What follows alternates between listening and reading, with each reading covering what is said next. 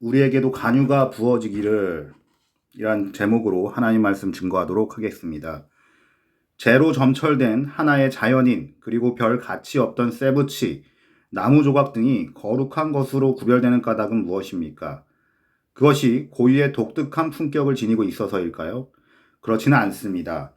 그것들이 거룩해지는 단 하나의 이유는 하나님께서 그것들을 선택하셨기 때문입니다. 그리고 하나님께서 그것들을 거룩하게 하시는 표로 거룩한 기름, 곧 간유를 발라 정결케 하셨기 때문입니다. 여기서 간유를 바른다는 것은 곧 그 대상을 하나님의 소유로 확증하는 상징적 행위로 볼 수 있습니다.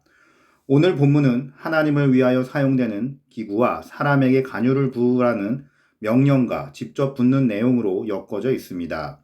인간이 제작한 성막의 여러 기구, 비록 그것들이 하나님의 명령에 의하여 만들어졌으나 간유로 발리어지기까지는 거룩한 하나님의 도구로 쓰임받기에 합당치 않습니다.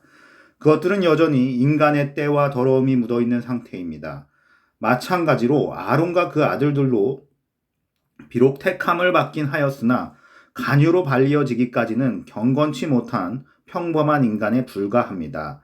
따라서 그것들이 공식적으로 쓰임받게 된 것은 있어야 할 자리에 위치하고 간유로 씻음을 받은 후에야 비로소 가능했으며 하나님의 도구로 사용될 자격이 주어지는 것입니다.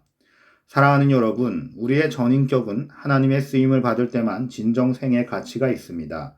때문에 우리는 하나님께 쓰임받기를 늘 기도해야 합니다. 그러기 위해서는 먼저 하나님으로부터 기름 부음을 받아야만 합니다. 다시 말하면 우리가 거룩한 하나님의 도구가 되려면 먼저 우리 자신이 서 있어야 할 장소에 서고 간유로 부음을 받아야 합니다. 여기서 간유로 부음받는 것은 영적인 의미로 성령의 충만함을 덧입는 것으로 이해할 수 있습니다. 그러면 나라는 한 인격체가 하나님께 거룩히 쓰임을 받기 위해서는 어떻게 해야 할까요? 첫째로 우리가 소유한 것에 간유가 부어지기를 기도해야 합니다.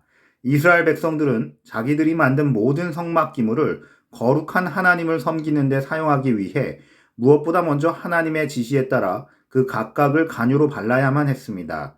이것은 그 사물에 대한 하나님의 소유권을 전적으로 인정하는 행위입니다.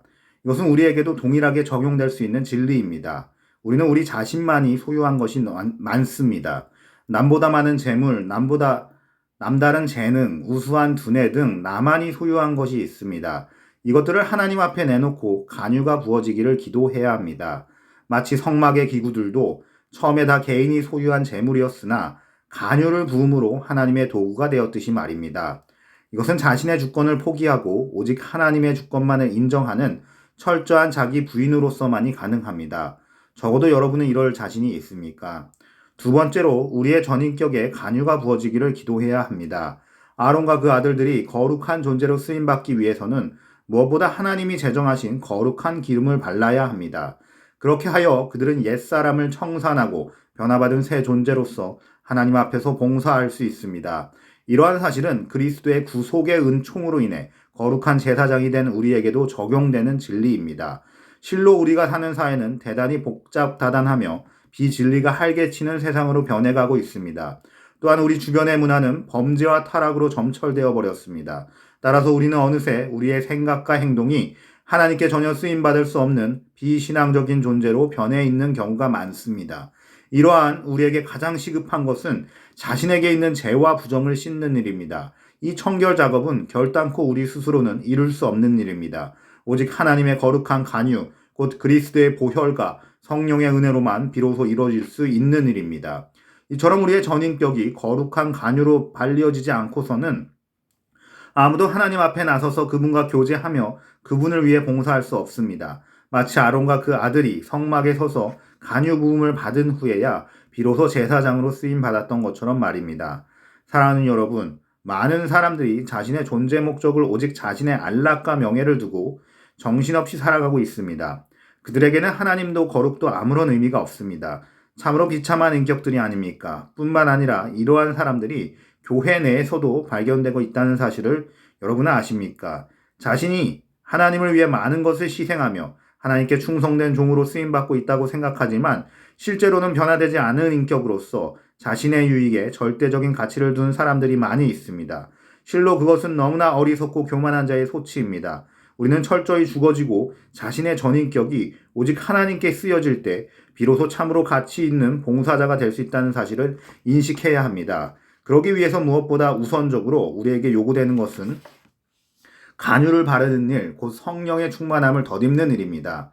이렇게 하여 우리의 전인격이 변할 때 마침내 우리는 참으로 하나님께 쓰임받을 수 있습니다. 그럴 때에만 비로소 우리의 인생 목적이 오직 하나님을 기쁘시게 해드리는 것으로 완전히 변화될 것입니다.